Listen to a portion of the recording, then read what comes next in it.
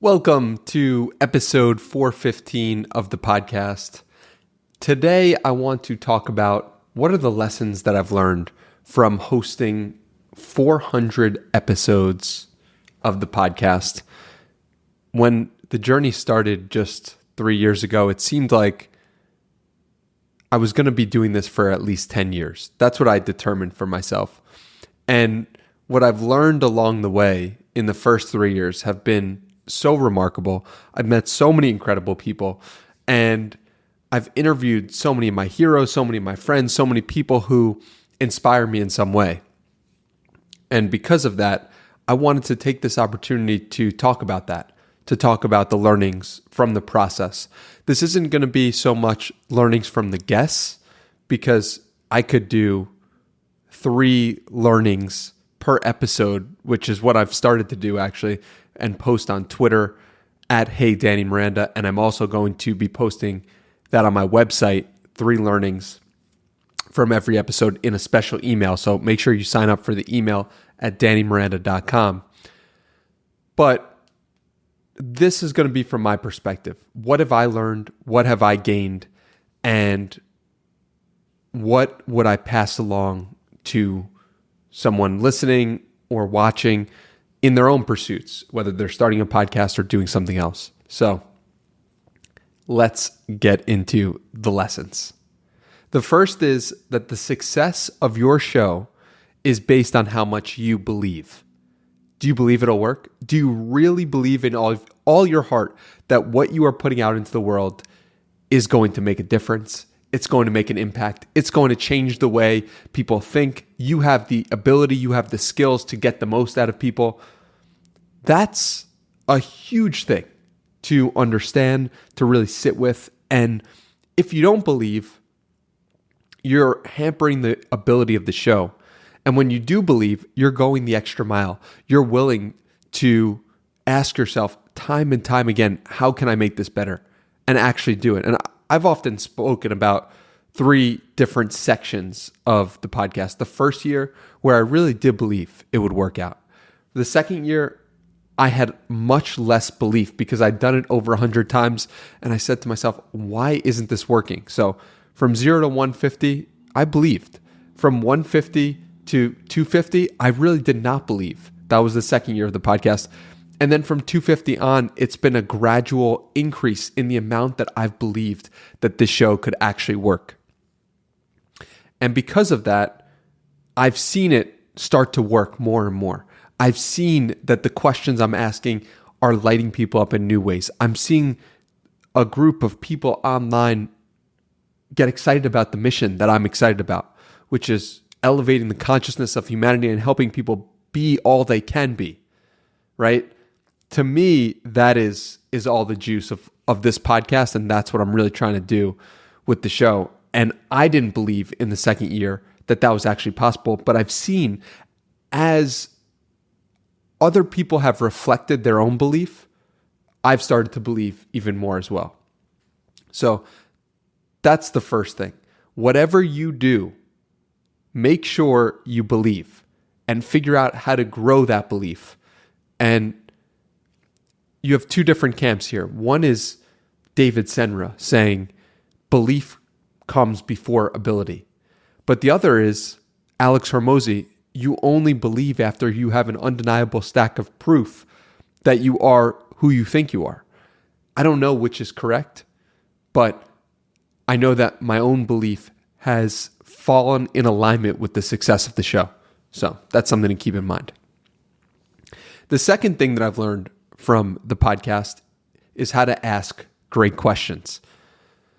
What are great questions? Well, great questions are questions that help people learn something about themselves. They give a new perspective. And what's been interesting is I often hear in everyday conversation, wow, that's a great question. Wow, that changed the way I thought about this. Wow, you got something out of me that I didn't know what was inside of me. And I'm honored every time I hear this, but I know it's a direct result of doing the podcast over 400 times because this never happened before. And if you want to know the specific great questions that I'm asking, I recommend going through my course, Art of Interviewing, I have a 100+ page PDF of incredible questions that I've collected from doing 3,000 hours of research on the craft of podcasting. And artofinterviewing.com is where to find it. You could also check it out down below. But asking great questions is an unlock to not only getting the most out of your own life, but it's an unlock to getting the most out of everyone's lives you interact with. So becoming great at how come in school there's no class that's just like a great questions class? To me, that would help increase the richness of so much. And now it's like the questions are part of my soul, and asking questions is part of me. So that's a big one for lesson number 2. Number 3, how do I land big time guests? You can see the actual process in artofinterviewing.com, but the truth is I land big time guests because people can tell that I'm on a mission greater than myself. And here's what I mean.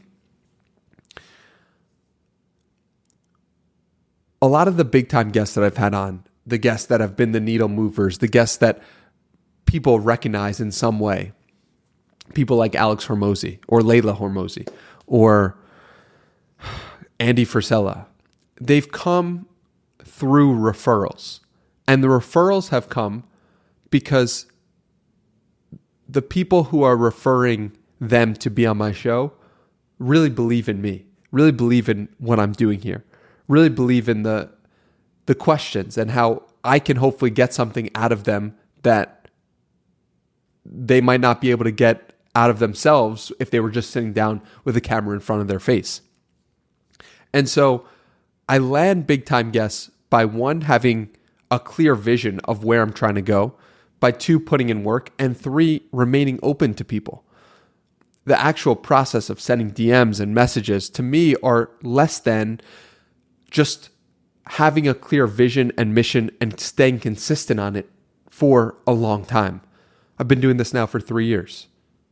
That's going to look like nothing in 3 more years. That's also going to look like nothing in 3 more years after that. Someone who's been doing something for 9 years, you know that what they're doing is in alignment with their soul. So you're more likely to say, hey, friend that happens to be an amazing person, you should go on the show because I know the host really cares about what he's doing. So I've been able to land big time guests by being in alignment with my soul's mission. So it's a little, maybe an unusual answer for when people ask. They're all the tactics, and I go through the tactic in artofinterviewing.com, but to me, it's not about the tactics. It's about doing something that's in alignment with myself. Number 4, how do I do research? So this is a common question I get as well. And how I do research is by asking myself, how can I put myself in this person's shoes? So how can I live as much in their history as I can? So I go through their Twitter. I go through Google. I go through the different parts of themselves that they may have forgotten. If you pull up a tweet from someone 3 years ago, do they remember writing that tweet? Do they remember who they were when they wrote that tweet? They might, but they also might have forgot that they even mentioned that online in any place. And so for me, I'm trying to give someone a new perspective on themselves. How do you give new perspective on someone? You go through their history because that's the part of themselves that they might have forgotten.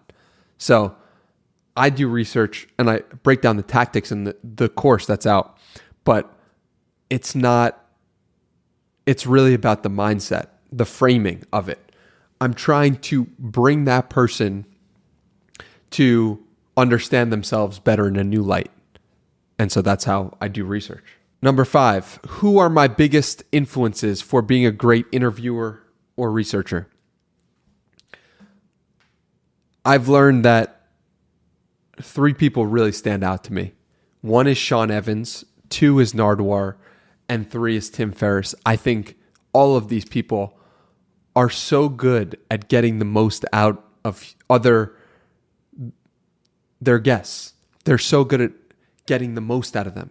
And I've learned from doing this 400 times, this is how I like to do it. And so if you had asked me probably episode 1, who are my biggest influences for being a podcaster, I'd probably say Joe Rogan. I'd probably say Tim Ferriss too.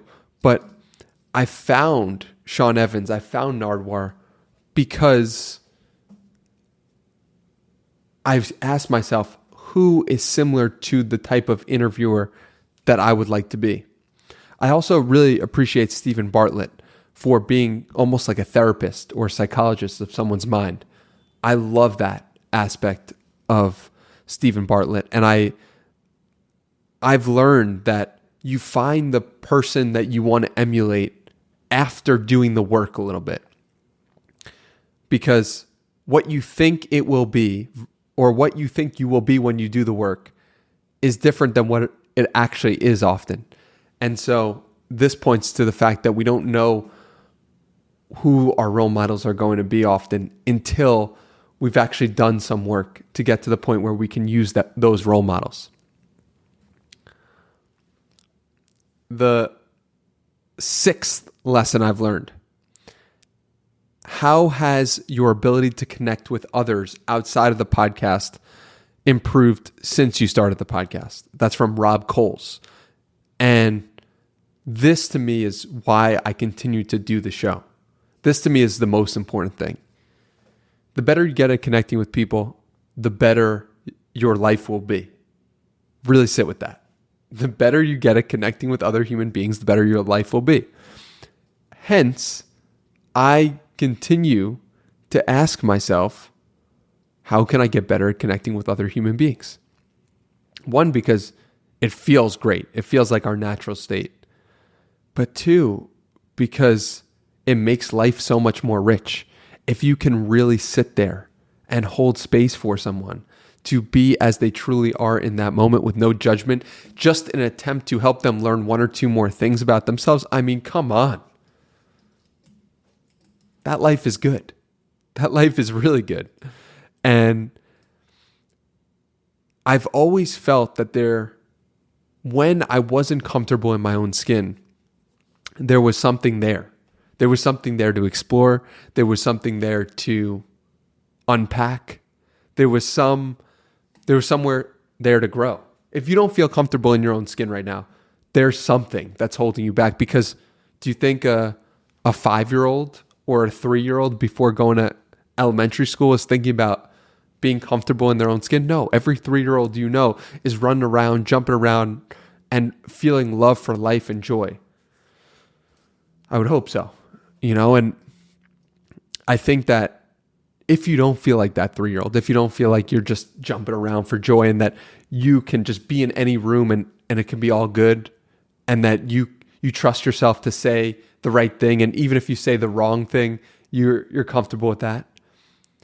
To me, that's life. That's the state that I hope everyone can get to at some point. And I've realized that from doing the podcast, it has allowed me to get to that state, because you're forced to have all these different people in front of you, and you're forced to ask questions to them, and you're forced to sit in moments with them, and you're forced to say, why does this person believe this? Why do I believe this? Why does this thing make me uncomfortable? And if you can do that over and over and over again, you get to be at the point where not a lot can really faze you, because you're comfortable exactly where you are.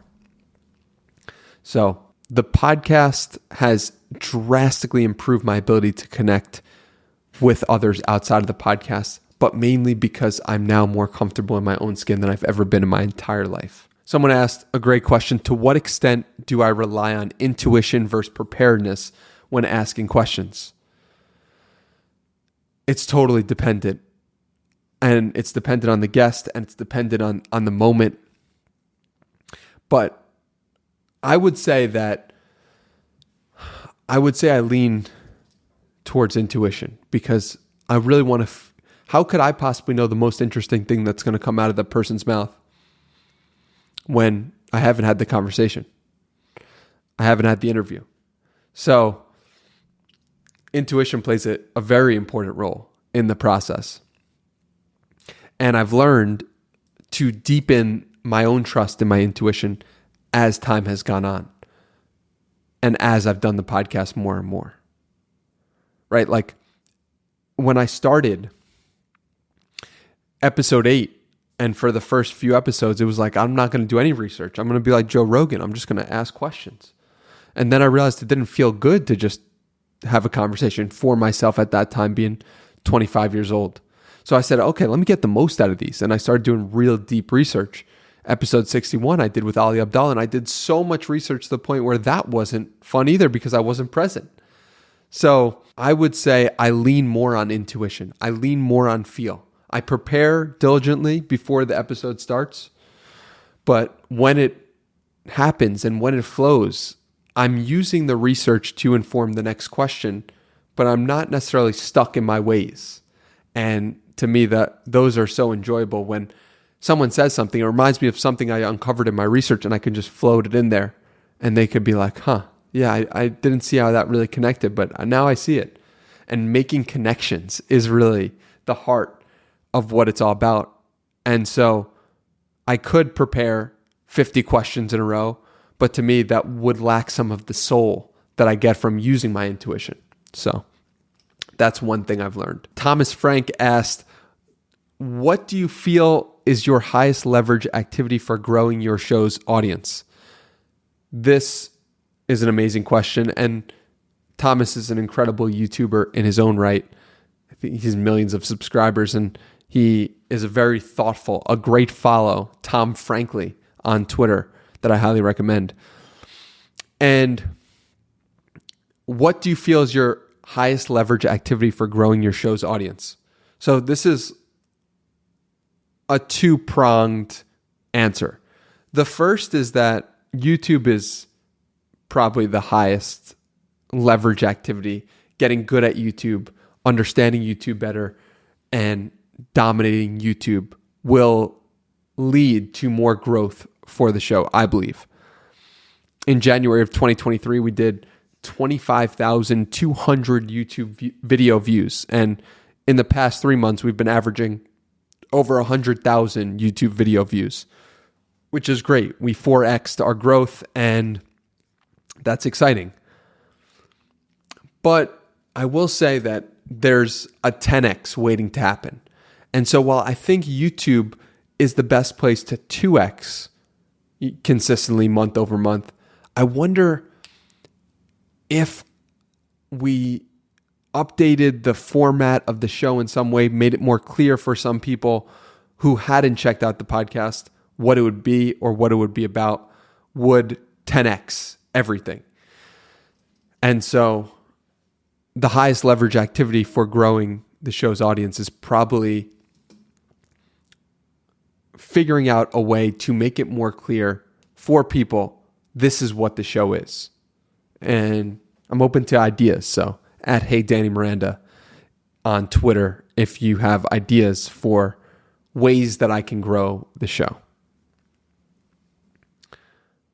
Another lesson. It feels right from the beginning. So here's what I mean by this. It's like sometimes we have like this internal guiding system that's going on in our mind and our heart that knows the path.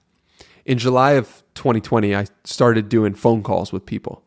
And those phone calls, they were a lot of fun. And I had so much fun in those phone calls, and people had so much fun that I was like, I got to do this more, and I got to record these. And so I started recording the phone conversations, and those recorded phone conversations turned into a podcast. And I knew from the start, I genuinely knew from the start, I love doing this. And so this is episode 415, but I knew from episode 1, literally recording episode 2, that this was the right thing for me. Another thing, I had the idea for the podcast probably late July. By August, I was recording. I recorded 20 episodes before I launched a single episode in on September 23rd, 2020. So I think for a lot of people, yes, you have to struggle through some stuff, and I have to struggle through the podcast, and there are parts of it you struggle through, quote unquote, but the truth is it's fun. It's fun to do 3 episodes a week. It's fun to have 3 conversations a week. It's fun to be in my purpose 3 times every week. So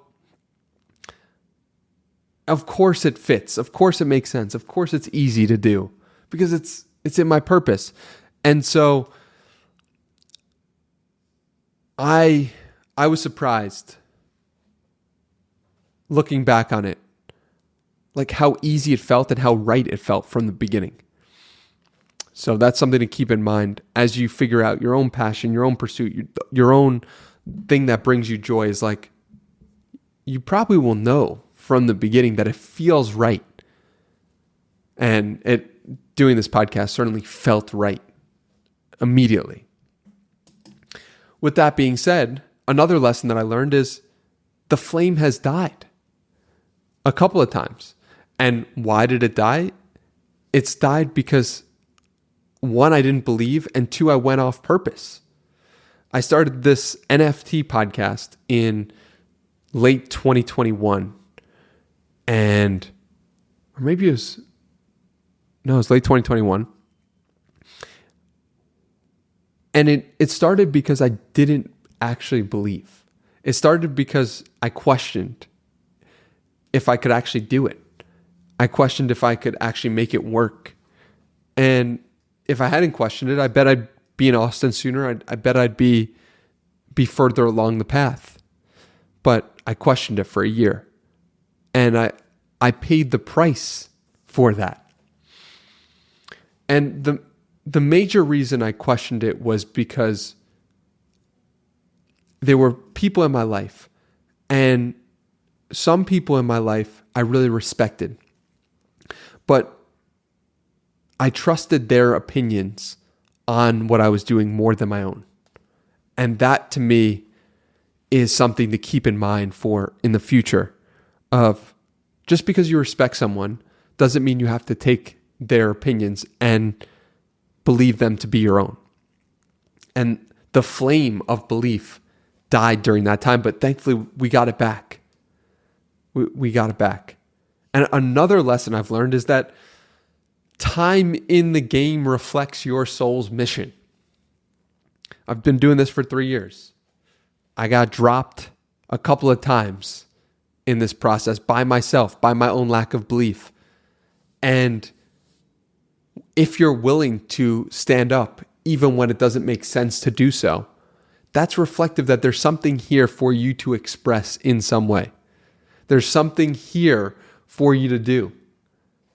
And I think that's why if we see somebody's put in 10 years in their career or they've been in a marriage for 20 years, it's like that is reflective of truth because of the time frame. Anyone can do anything for one day. Anyone can do anything for a month. But you can really only do something that's reflective of your soul's mission if you've done it for years or decades. That, to me, represents something deep within you, a calling that must be expressed. And I've started to look at that when I've been looking at guests is like, okay, how much time have they played in the game that they're playing right now? Because if they've played 5 years in this game, it's likely they're going to play in that game for another 5 years, at least. And it's likely that learning that game has taught them something about their life and taught them about who they really are. Because if they didn't feel like it could, they would have stopped playing the game. I stopped playing baseball when I was 12 or 13 years old. I said to myself, I'm never going to be good enough to actually play this game at a high level. So what am I doing here? This isn't part of my soul's mission. My 12 or 13-year-old self knew that inherently. That's why I stopped. And if I would have continued, even if I was bad at it, well, that would mean something about the game of baseball to my soul. So it's worth considering or looking at your own life. What activities are part of my soul's mission? Which things am I doing right now? Am I doing because I was put on this earth to do this thing? That's how I feel about doing this podcast. And when you have that belief, going back to the first lesson, belief, when you have that, it comes through you and people can feel you're on the path. You're on your path. You're doing the things that you're supposed to do. The 12th lesson is from Gary Vaynerchuk. And that is that the learnings from the process are more valuable than any monetary amount that you will get from playing the game of your soul's mission. And he didn't use the word soul's mission, but to me, it is so clear that the learnings that I've got from interviewing 400 of the most incredible entrepreneurs, thinkers, and people that I can talk to has given me so much in terms of relationships, in terms of interacting with people, being comfortable in my own skin, comfortable with presence, asking better questions. I mean, the education that I've got in the last 400 episodes, incredible. And so I think a lot of people are asking themselves, well, should I really do this YouTube channel? Should I really start writing this newsletter? Should I really spend time doing short form video on Instagram? Or the answer is yes. The answer is whatever you put into it, you will get out of it by way of learnings about yourself in ways that you can't possibly understand in this moment. And I've put so much of my life force into this podcast. And it's probably paid me back, not with monetary, but paid me back with love, with joy, 10 times that amount, 100 times that amount. And that to me, the learnings about how the different social media platforms work, the learnings about how a conversation works, the learnings about how to research someone, the learnings about how to be there with someone to give them space to work through their own issues, the learnings from that process that I've done from doing this podcast, insane, incredible, mind-blowing, and really impactful for my next 10 years, 20 years, 30 years, 40, 50 years. I don't know where life is going to take me. But I do know that the learnings from these first 3 years have been incredible in terms of how I'm able to hold an interview or conversation that's going on in the day-to-day. So that lesson is from Gary Vaynerchuk at the end of our episode 39. You can insert the clip of him saying that right here. This is going to help a ton of fucking youngsters, I think. I knew that the learnings from the process were going to be valuable enough for the entire commitment to time. I knew that I was going to do something innovative. I knew I was going to learn something. Think about it. I was doing YouTube long form. That was unheard of. I was using social media to promote it. That was super unheard of. I knew that I was going to get bigger into the tech world. I was front-facing camera personality. I'd never done that in my goddamn life. I got a D in speech. I wasn't in drama. I was barely a class clown. So I knew that I was going to learn a lot about myself and things that could help me. And then I did it as long as I wanted to do it, which ended up being 5 fucking years, 5 days a week. And now, lesson 13. What you do outside of the podcast impacts the podcast a lot. If you take your life seriously outside of the podcast, you will start to bring that into the show. If you do not do the things that you know you're capable of, people can feel that as well. And so there have been periods of my life over the past 3 years when I've been in alignment versus when I've been out of alignment. And maybe you can't tell, but I would venture to guess at a subconscious level, you could tell. And I could tell. That's the most important. It's like when you are fully in alignment, when your thoughts, your actions, and your words, because what you're getting from me on the show is the words. You're getting words. But perhaps you can feel at a deeper level, does Danny actually believe what he's asking? Does he actually believe what he's saying? And my belief is that what I'm doing outside of the podcast. Am I meditating? Am I working out? Am I eating right? Am I actually treating people I meet in my day-to-day life with love, kindness, respect, and try to get the most out of them? You could tell. I believe you can tell. And so I think this is something everyone should consider, is like, you have this big meeting in tomorrow. Well, what you're doing that night impacts the meeting. What you do in the morning when you wake up impacts the meeting. What you do when you put food into your body impacts the meeting. And yes, you can have a successful meeting if you do all of those wrong. But if you were someone who was acting in alignment with your highest version, how would that person handle the meeting? My guess is that the person who is handling the meeting the correct way is actually also going to be the person who goes to sleep at the right time, who wakes up at the right time, who eats the appropriate foods, who gets their workout in. All of that impacts the meeting in a positive way. And so we tend to view life as one moment, and we see one moment, only one moment, because we live in a world that can't possibly capture all the moments. We capture all the moments, but really only a few of those moments are seen.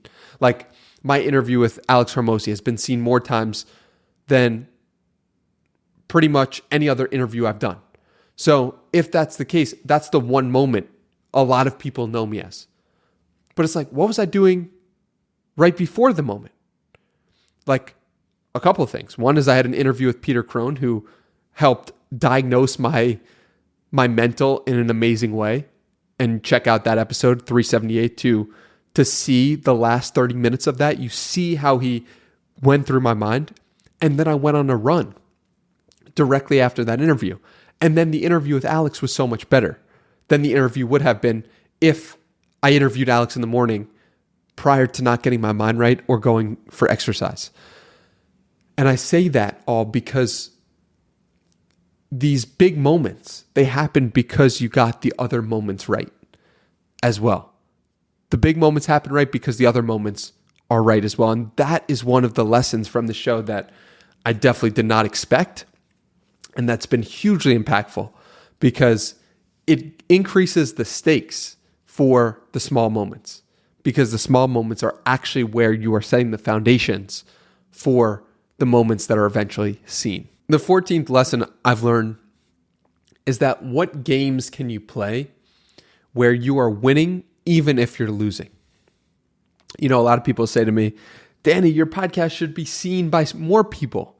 There should be more viewers. There should be more attention on the show. It's incredible. I mean, I get that comment a lot. And if you're watching on YouTube right now, drop a comment down below.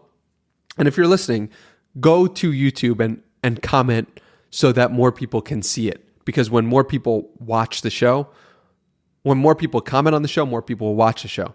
So a lot of people say that to me, like, this podcast should be seen more. And I appreciate that. But to me, getting low views on videos doesn't count as losing.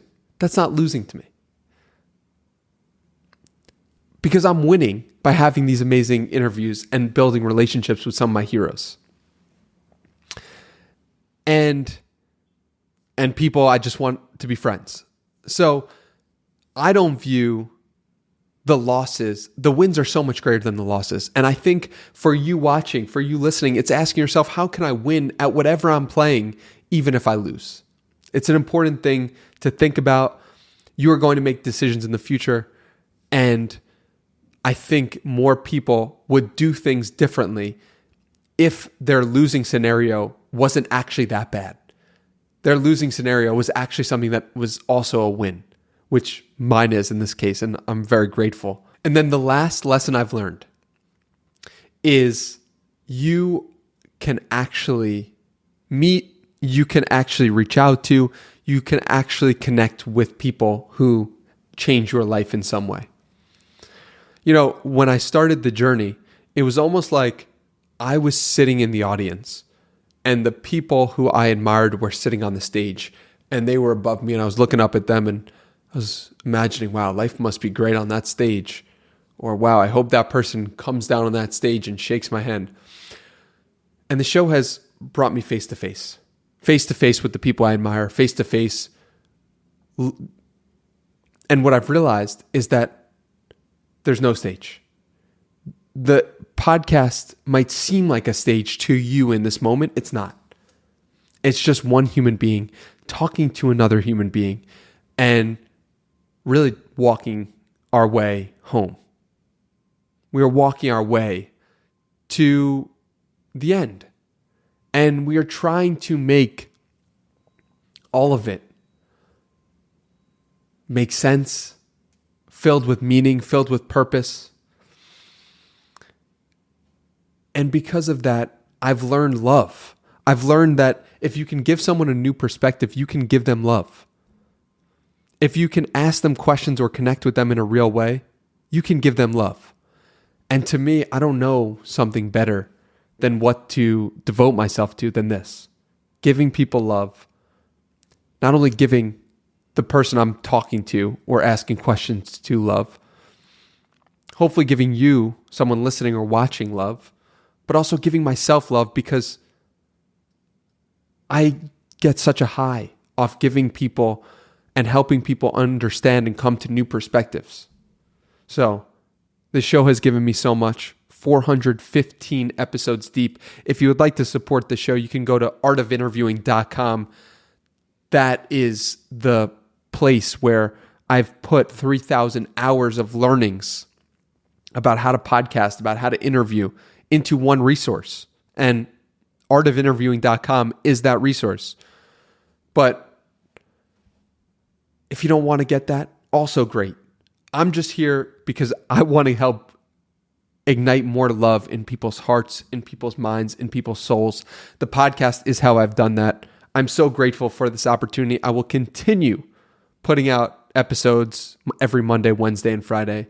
And I'm so grateful for you on the other end for watching or for listening. Until next time, to your success, have a great one.